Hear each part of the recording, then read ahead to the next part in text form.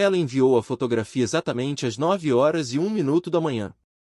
2 bilhetes de primeira classe para um cruzeiro de luxo, com detalhes dourados sobre um fundo de oceano azul cristalino. 30.000 euros desapareceram da nossa conta com um simples deslizar de dedo. A legenda por baixo da foto era curta e venenosa, reservado com o nosso fundo de reforma. Para mim e para o meu verdadeiro parceiro. Tenta parar-me. Eu não gritei. Não atirei o telemóvel contra a parede. Apenas tirei as minhas luvas de jardinagem, sorri e abri a gaveta que mantinha trancada há exatamente 1 ano. O jogo tinha começado. O meu telemóvel vibrou em cima da mesa de jardim exatamente às 9h01 da manhã. O ecrã iluminou-se, revelando a imagem que deveria ter destruído a minha vida. Eram 2 bilhetes para o navio Rainha do Atlântico. Uma suíte de primeira classe, tudo incluído, vista-mar. 30.000 euros. 30.000 euros que andamos a poupar durante 15 anos esfumaram-se num segundo. A Inês, a minha mulher, nem sequer se deu ao trabalho de esconder. A mensagem dela por baixo da imagem destilava arrogância. Ela escreveu que tinha reservado aquilo com o dinheiro da nossa reforma, para ela e para o seu verdadeiro parceiro, e terminou com um desafio direto: tenta parar-me. Eu estava no meio do nosso jardim, numa zona tranquila nos arredores de Lisboa, a podar as hortênsias, e senti uma calma estranha. As minhas mãos, protegidas pelas luvas de trabalho, não tremiam. O meu coração não disparou de raiva. Em vez disso, senti uma satisfação fria, quase mecânica. Aquilo não foi um choque para mim. Foi uma confirmação. Nos últimos 6 meses, vivi em estado de alerta, como um jogador de xadrez que sabe que o adversário está prestes a cometer um erro fatal. A Inês pensava que me tinha dado o golpe de misericórdia, mas a única coisa que fez foi puxar o gatilho de uma armadilha que eu tinha construído à volta dela há 1 ano. Caminhei lentamente para dentro de casa, tirei as luvas sujas de terra e dirigi-me à máquina de café. Por baixo dela, havia uma gaveta velha onde costumávamos guardar faturas antigas da eletricidade e cupons de supermercado. Mas lá no fundo, atrás de uns livros de receitas desbotados pelo sol, estava um envelope preto fino. Na frente, com a minha letra, estava escrita apenas uma frase: se ela alguma vez ultrapassar o limite. Deslizei o envelope para fora como se fosse material radioativo. De certa forma, era mesmo. O conteúdo era simples, mas letal: uma diretiva reconhecida notarialmente, um plano de emergência e 2 números de telefone. Marquei o primeiro número sem hesitar um único segundo. O meu advogado atendeu ao segundo toque, como se estivesse à espera daquela chamada a vida toda. Não precisei de explicar nada, nem de me queixar. Apenas disse a frase de código que tínhamos combinado em 2023. Disse-lhe que estava na altura de ativar o artigo 11.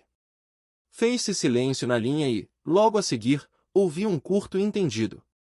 Ele informou-me que o congelamento total de ativos começaria dentro de 5 minutos e que eu receberia a confirmação por e-mail. Desliguei a chamada e marquei imediatamente o segundo número. Desta vez, o telefone tocou durante mais tempo. Imaginei o meu gestor de conta no seu escritório na Baixa, a beber um café e a pensar que eu era apenas mais um cliente chato, obcecado com folhas de cálculo. Quando ele finalmente atendeu, não perdi tempo com cumprimentos educados. Dei ordem para ativar imediatamente o bloqueio custodial e o trancamento total das contas ao abrigo da cláusula de instabilidade financeira. Ele hesitou, perguntando se eu tinha certeza. Respondi de forma seca e clara: ela usou o dinheiro, 30.000 euros, a transação está confirmada. Do outro lado da linha, ouvi o som de papéis a serem mexidos. O tom do gestor mudou para algo puramente profissional. Ele informou-me que, a partir das 9h06 da manhã, a Inês deixaria de ter acesso a quaisquer fundos. Mas depois acrescentou algo que me fez sorrir verdadeiramente pela primeira vez naquela manhã. Disse-me que a transação que ela tinha feito já estava sob monitorização interna devido a um alerta que eu tinha configurado na primavera passada. O sistema tinha sinalizado a transferência como suspeita, pois excedia o limite de despesas únicas sem dupla autorização. Sentei-me à mesa da cozinha e olhei para o ímã no frigorífico. Era uma fotografia nossa no Algarve, tirada há 10 anos, quando ainda tomávamos decisões juntos. Isso foi antes de ela começar a pôr código no telemóvel. Antes de começar a chegar tarde de supostos jantares de equipa com um homem chamado Tiago. Antes de ela começar a chamar a minha prudência financeira avareza e aos gastos dela crescimento pessoal. Ela achava que eu era cego. Achava que eu ia engolir a traição como um cão obediente. Mas ela ignorava o facto principal: eu nunca confiei nela totalmente com o dinheiro. A verdadeira reviravolta não foi eu ter bloqueado as contas. Isso seria demasiado simples. Enquanto eu estava sentado na cozinha, recebi uma notificação da segurança do banco. A transação de 30.000 € não tinha sido apenas congelada. O sistema que eu configurei reclassificou automaticamente aquele pagamento como uma tentativa de desvio não autorizado de ativos corporativos. A Inês não sabia que a conta da qual ela tentou roubar o dinheiro estava juridicamente ligada à minha empresa de arquitetura como fundo de reserva. Ela pensava que estava a roubar as poupanças da família, algo que em Portugal é difícil de criminalizar entre casais. Mas, na verdade, ao carregar no botão pagar, ela cometeu um crime empresarial. Agora já não era uma discussão doméstica. Era um caso para o Ministério Público. Olhei para o relógio. 9h10. Em algum lugar no centro da cidade, a Inês devia estar a sair do banho, a cantarolar, imaginando-se no convés do navio com um copo de champanhe na mão. Ela ainda não sabia que o navio se estava a afundar sem sequer ter saído do cais. O cartão dela já era apenas um pedaço de plástico inútil e o nome dela tinha acabado de entrar na lista negra de todas as instituições financeiras do país. Mas o pior para ela ainda estava para vir. Lembrei-me do documento que ela assinou há 6 meses, sem ler, quando estava com pressa para ir fazer as unhas. Ela pensava que era uma autorização para obras na nossa casa de férias. Na realidade, era uma renúncia de bens comuns em caso de prova de má conduta financeira. E acabou de me dar, com seu próprio pagamento, a prova irrefutável dessa má conduta. Levantei-me e servi uma chávena de café. O espetáculo estava apenas a começar. Enquanto o café arrefecia na minha chávena de porcelana, eu observava o ecrã do meu computador portátil como um general a analisar o mapa de um campo de batalha. A casa estava mergulhada num silêncio absoluto, quebrado apenas pelo tic-tac rítmico do relógio de pêndulo no corredor, mas eu sabia que a poucos quilômetros dali, na movimentada Avenida da Liberdade, desenrolava-se uma cena completamente diferente. Consegui imaginar a Inês perfeitamente, tal como a tinha visto centenas de vezes, confiante, com o queixo erguido, usando uns óculos de sol de marca que custavam mais do que o salário mínimo nacional. Ela tinha decidido, sem dúvida, celebrar o seu suposto triunfo com uma sessão de compras antes da partida, pois para uma nova vida com um novo homem, ela achava que precisava de um guarda-roupa à altura. Às 11h15, o meu telemóvel vibrou suavemente sobre a mesa de madeira maciça, anunciando a primeira tentativa de transação numa boutique de luxo. O valor era exorbitante, 2.400 €, provavelmente num par de sapatos ou numa mala de designer. Quase conseguia visualizar o momento em que ela tirava o nosso cartão dourado para o balcão de vidro, sem sequer olhar para o funcionário, ocupada em enviar mensagens de voz ao Tiago. Mas, desta vez, em vez do som discreto de aprovação, ela teria ouvido o silvo agudo e humilhante da recusa. O sistema de segurança do banco, obedecendo cegamente às minhas instruções matinais, rejeitou o pagamento com um código de suspeita de fraude. Recostei-me na cadeira, sentindo um prazer sombrio ao imaginar a confusão a formar-se no rosto dela. Ela deve ter franzido a testa, culpando a tecnologia estúpida ou a incompetência do lojista, e com um sorriso condescendente deve ter puxado do segundo cartão, aquele que mantínhamos para emergências hospitalares ou familiares. A segunda notificação chegou 30 segundos depois. Recusado. Fundos insuficientes. Era uma mentira técnica, claro, os fundos existiam, mas para ela estavam tão inacessíveis como o tesouro de um galeão afundado. Ela deve ter sentido a primeira pontada de irritação, aquele tipo específico de raiva que consome as pessoas mimadas quando o mundo ousa parar de girar à volta delas. No painel de controle da minha aplicação bancária, vi que ela tentou passar o cartão uma terceira vez, e depois uma quarta. Cada tentativa falhada era mais um prego no caixão da sua arrogância. Ela não compreendia o que estava a acontecer. Para Inês, aquilo não passava de uma falha informática, um erro do sistema bancário que ela resolveria com um telefonema autoritário ou uma visita presencial à agência. Ela não fazia a mínima ideia de que eu estava ali, a apenas 20 minutos de distância, a controlar cada passo seu através das pegadas digitais que ela deixava. Às 11h40, o GPS do carro dela indicou que ela tinha estacionado perto da nossa agência bancária principal, na Baixa de Lisboa. Eu sabia exatamente o que ia acontecer a seguir, porque o gerente da agência, o Dr. Ferreira, tinha recebido meu dossiê completo há 1 hora. A Inês deve ter entrado no banco como se fosse a dona do lugar, passando à frente da fila e exigindo falar com a gerência sobre o bloqueio inaceitável dos seus cartões. Ela estaria à espera de desculpas, de café servido numa chávena de prata e do desbloqueio imediato para poder continuar a sua farra de despedida. Mas quando o Dr. Ferreira saiu do seu gabinete, o ar mudou. Ele não a recebeu com o sorriso caloroso habitual, nem com perguntas sobre a família. A sua postura era rígida, formal e deliberada. Ele convidou-a para o gabinete privado, não para resolver o problema, mas para entregar a sentença. Eu sabia que, naquele momento, as paredes de vidro do escritório pareciam fechar-se sobre ela. Ele não se sentou atrás da secretária, em vez disso, colocou 2 documentos em cima da mesa. O primeiro era a prova da transferência de 30.000 euros para a companhia de cruzeiros. O segundo era a cópia da diretiva que eu tinha ativado. A reviravolta que ela nunca previu estava naqueles papéis. O gerente explicou-lhe, com a frieza de um cirurgião, que o nome dela tinha sido formalmente removido do acesso às contas conjuntas 5 minutos após a transação suspeita. Ela deve ter argumentado, gritado que era ilegal, que era esposa e que tinha direitos. Mas foi aí que o Dr. Ferreira lhe mostrou a assinatura dela. A mesma assinatura que ela rabiscou apressadamente em março, num documento que eu lhe disse ser apenas uma atualização burocrática para a reestruturação fiscal. Naquele documento, ela tinha concordado, sem ler, com uma cláusula de salvaguarda patrimonial que dava ao cônjuge principal o poder de veto e controlo total em caso de movimentos financeiros unilaterais superiores a 10.000 euros. Ela própria tinha autorizado a sua destituição financeira. Ao assinar aquele papel sem ler, demasiado ocupada a planear o seu retiro de yoga ou os encontros secretos com o Tiago, ela tinha me entregue a chave da sua própria prisão.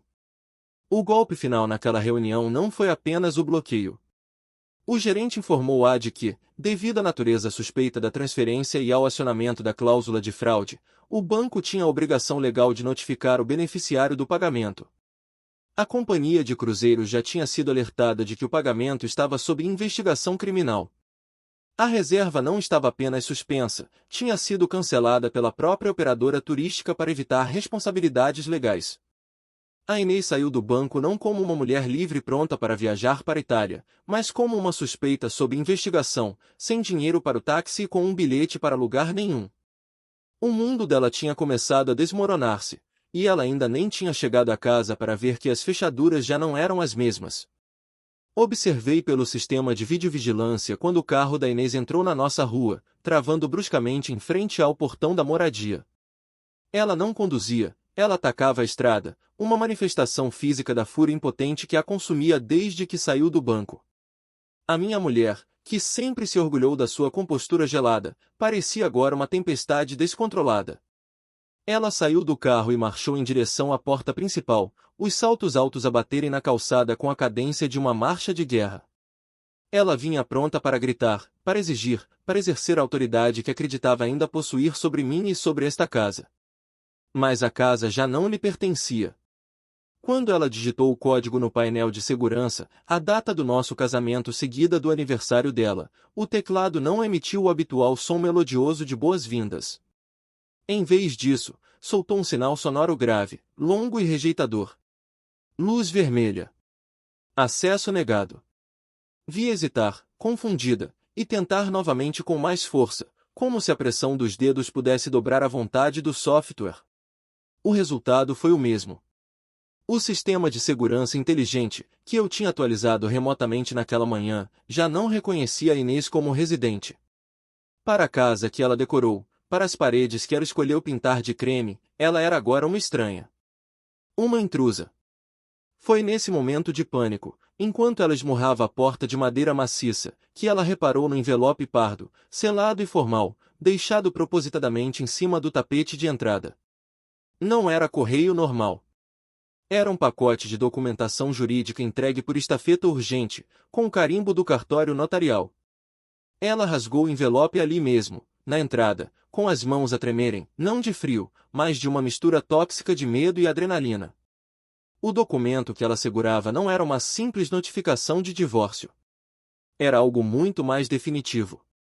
O título em letras garrafais dizia Reafetação de patrimônio imobiliário ao Fundo Fiduciário Familiar. Enquanto ela lia as primeiras linhas, pude ver a cor a drenar do seu rosto, deixando-a pálida como o estuque da parede atrás dela. A escritura declarava inequivocamente que a propriedade, anteriormente detida em regime de comunhão, tinha sido transferida na totalidade para um fundo fiduciário gerido exclusivamente por mim, com a nossa filha Leonor como única beneficiária futura. O nome da Inês constava no documento apenas numa seção, a da parte que cedia voluntariamente todos os direitos de habitação e propriedade. A memória deve tê-la atingido como um comboio. Via levar a mão à boca, os olhos arregalados de horror. Ela lembrou-se, com certeza, daquela tarde de novembro, num restaurante à beira-rio, quando eu lhe coloquei uma pilha de papéis à frente. Na altura, eu disse-lhe que era apenas uma simplificação de ativos para evitar impostos sucessórios complicados no futuro. Ela estava demasiado ocupada a trocar mensagens por baixo da mesa com o Tiago, a rir-se das piadas dele, a planear a próxima escapadela deles. Ela tinha gozado comigo, chamando-me burocrata aborrecido, e assinou cada página onde eu apontei, sem ler uma única linha, ansiosa para que eu me calasse para ela poder voltar ao telemóvel. Ela tinha assinado a sua própria expulsão. O documento que ela segurava agora explicava, em linguagem jurídica fria e impiedosa, que ela não tinha direito a entrar, a dormir ou a permanecer naquelas instalações sem autorização expressa do fiel depositário, eu. A cláusula C-17, que ela rubricou com um sorriso de escárnio meses antes, especificava que qualquer prova de desvio financeiro ativava a revogação imediata do seu direito de usufruto.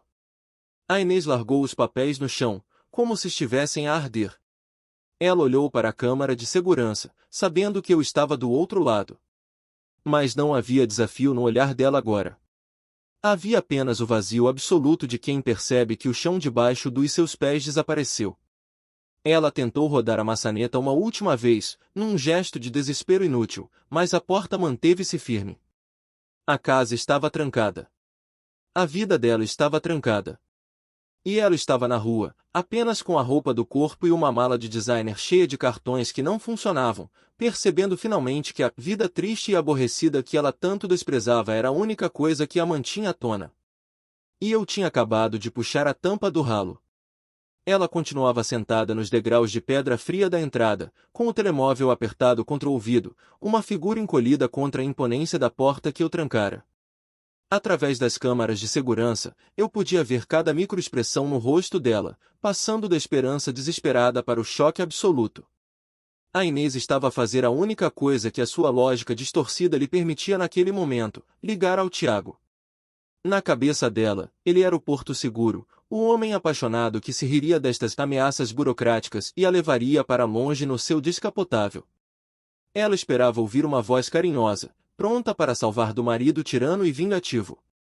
O que a Inês não sabia, e que eu observava com uma satisfação fria, era que o Tiago já tinha sido neutralizado. Enquanto ela lutava no banco, um agente de execução tinha entregue um envelope no escritório de consultoria dele em Cascais. Não era um processo, mas sim uma notificação formal de envolvimento em investigação de fraude financeira. O documento informava, em linguagem jurídica clara e ameaçadora, que o nome dele constava como beneficiário direto de fundos desviados de um patrimônio sujeito a arresto. Ao aceitar que a Inês reservasse o cruzeiro em nome dele com dinheiro roubado, ele tinha se tornado, aos olhos da lei, cúmplice de apropriação indébita e branqueamento de capitais. A chamada durou menos de 60 segundos. Não precisei de ouvir as palavras para entender o conteúdo. Vi o corpo da Inês ficar rígido, como se tivesse levado uma bofetada invisível. O Tiago, o homem que jurava amor eterno enquanto eu pagava as contas, não lhe ofereceu conforto. Ele ofereceu-lhe pânico. Para um homem que vivia de aparências e crédito fácil, a ameaça de uma investigação criminal e o congelamento das suas próprias contas empresariais eram o fim do mundo. Ele percebeu instantaneamente que a Inês não era viúva alegre com uma fortuna para gastar, mas sim uma âncora radioativa que o estava a arrastar para o fundo. A Inês afastou o telemóvel da orelha lentamente, olhando para o ecrã com incredulidade. Ele tinha desligado. E, a julgar pela forma como ela tentou ligar de novo e foi enviada diretamente para o voicemail, ele tinha-a bloqueado. O amor verdadeiro não tinha resistido ao primeiro contato com a realidade financeira. O Tiago tinha saltado do barco antes mesmo de molhar os pés, deixando-a sozinha no naufrágio que ela própria provocou. Ela ficou ali, estática, a processar a traição. A ironia era brutal. Ela tinha destruído um casamento de 10 anos por um homem que não lhe dedicou nem 2 minutos de lealdade quando as coisas ficaram difíceis. Mas o desmoronar do mundo dela ainda não estava completo. Via limpar uma lágrima furiosa e marcar outro número. Desta vez, ligou para Cláudia, a melhor amiga, a madrinha do nosso casamento, a mulher que tinha aplaudido a traição e incentivado a Inês a viver a vida que merecia. A Cláudia era a confidente, a cúmplice moral que validava todas as queixas da Inês sobre a minha suposta falta de ambição e a minha obsessão por poupanças. Certamente a Cláudia teria um quarto de hóspedes, um ombro amigo e um copo de vinho para ajudar a planear o contra-ataque. A conversa com a Cláudia foi mais longa, mas o resultado final foi visível na postura da minha mulher.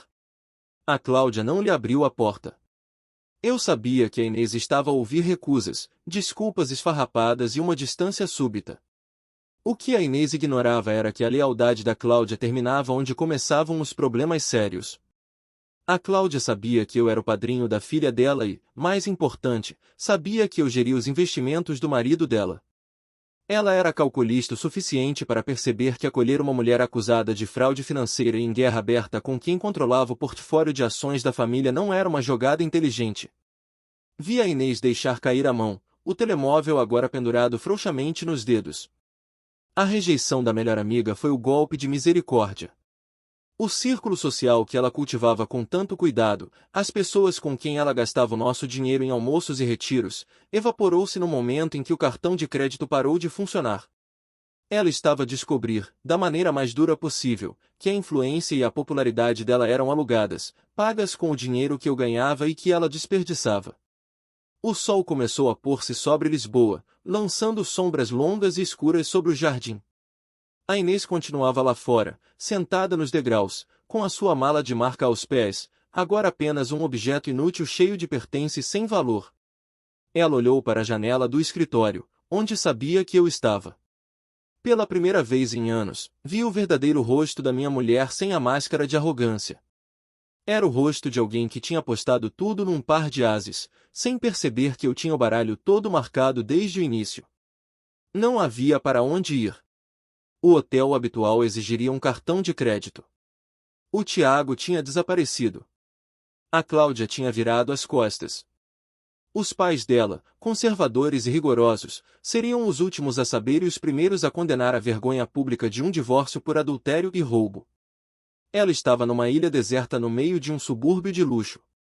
A temperatura começou a descer, e vi abraçar-se a si mesma, tremendo no seu vestido de linho fino, inadequado para a noite fria que se avizinhava. A noite ia ser longa, e ela ia passá-la a recordar-se de cada aviso que ignorou, de cada vez que chamou o controlador ao homem que, no final, foi o único a ter controle real sobre a situação. Ela estava livre, finalmente, tal como queria.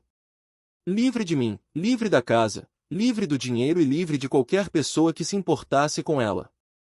12 meses. Foi o tempo exato que demorou para que a poeira assentasse e para que o silêncio na minha vida deixasse de ser um vazio assustador e passasse a ser uma paz reconfortante. Estou sentado na varanda de um apartamento alugado no Funchal, com vista para o Atlântico, o mesmo oceano que a Inês queria atravessar com dinheiro roubado, mas que agora observo com a serenidade de quem sobreviveu à tempestade. A minha filha, a Leonor, brinca na sala, finalmente livre da tensão tóxica que pairava na nossa antiga casa em Lisboa. O processo de divórcio foi cirúrgico, tal como eu tinha planeado. No tribunal, a Inês tentou desempenhar o papel de vítima, chorando perante o juiz e alegando abuso financeiro. Mas as lágrimas dela secaram rapidamente quando meu advogado apresentou a cronologia dos factos, a tentativa de desvio de fundos, a fraude contra a empresa, as provas da infidelidade e, o mais condenatório de tudo, os documentos que ela própria assinou de livre vontade. A justiça portuguesa pode ser lenta, mas perante provas documentais tão claras, foi implacável. O juiz decretou que a quebra de confiança e a tentativa de dilapidação do patrimônio anulavam qualquer direito à compensação ou pensão.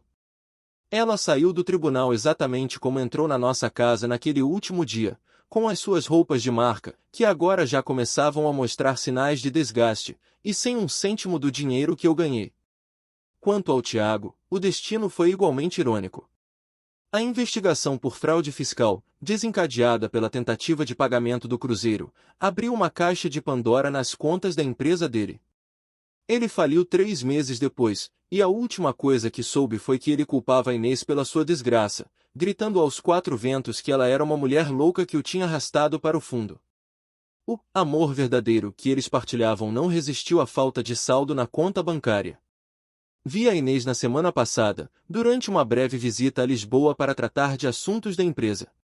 Foi um acaso cruel. Eu estava a passar num centro comercial e vi através da vitrina de uma daquelas lojas de roupa barata. Ela não estava a fazer compras. Estava a usar um uniforme com um tamanho acima do dela, a dobrar camisolas numa pilha interminável, com o olhar vago de quem desligou a alma para suportar o turno. Ela parecia 10 anos mais velha. A postura altiva tinha desaparecido, substituída pelos ombros caídos de quem carrega o peso das próprias escolhas. Por um breve momento, os nossos olhares cruzaram-se. Eu esperei sentir raiva, ou talvez pena. Mas não senti nada. Nem ódio, nem triunfo, nem saudade. Ela era apenas uma estranha que eu conhecia de outra vida. Vi-a baixar os olhos rapidamente, envergonhada, fingindo que não me tinha visto, e voltar a dobrar as camisolas com uma dedicação nervosa. Ela tinha finalmente a independência total que tanto exigia. Vivia num quarto alugado na periferia, trabalhava por turnos e pagava as suas próprias contas. Ninguém a controlava. Ninguém lhe pedia explicações. Ela era livre. E essa liberdade era sua verdadeira prisão. Eu afastei-me da vitrina e continuei o meu caminho. A Inês passará anos a gozar com a minha prudência, chamando-me aborrecido e previsível. Ela nunca percebeu que foi essa chatice que construiu o teto sobre a cabeça dela e encheu o prato que ela cuspia. Agora, ela aprendeu a lição mais dura de todas: a vida é feita de consequências, não de intenções. Volto a olhar para o mar da Madeira. O sol está a pôr-se. A Leonor chama-me para ver um desenho. Eu sorrio e entro em casa. Não ganhei uma guerra, apenas deixei de alimentar o inimigo. A minha vingança não foi destruir a vida da Inês. A minha vingança foi permitir que ela vivesse exatamente a vida que construiu para si mesma, sem mim para salvar. E, pela primeira vez em muitos anos, o futuro parece-me brilhante, limpo e, felizmente, inteiramente meu.